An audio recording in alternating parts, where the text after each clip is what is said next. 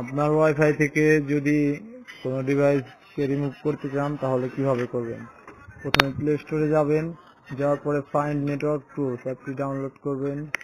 Install করার পরে এটা ওপেন করবেন। ওপেন করার পরে কিছুক্ষণ সময় লোডিং নেবে। গেট স্টার্টে চাপ দিবেন, এগ্রি অ্যান্ড কন্টিনিউতে চাপ দিবেন, আবারও কন্টিনিউতে চাপ দিবেন।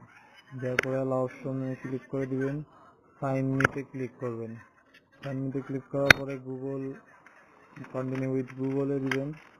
দেওয়ার পরে যে কোনো একটা ইমেল আইডি আপনি এখানে দিয়ে দিবেন। দিয়ে দেওয়ার পরে কন্টিনিউ দিয়ে দিবেন। কন্টিনিউ দেওয়ার পরে এরকম অপশন আসবে, এটা আপনি স্কিপ করে যেতে পারেন।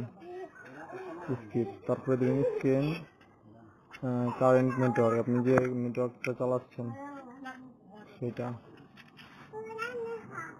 ওয়্যারলেস ব্র্যান্ড, এই যে এখন দেখাচ্ছে কোন নেটওয়ার্কে কি চলতেছে।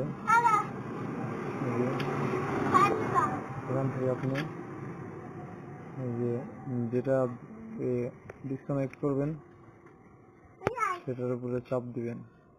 চাপ দেওয়ার পরে রিমুভ ডিভাইস দিবেন, ডিলিট করবেন, সেটা ডিলিট হয়ে যাবে।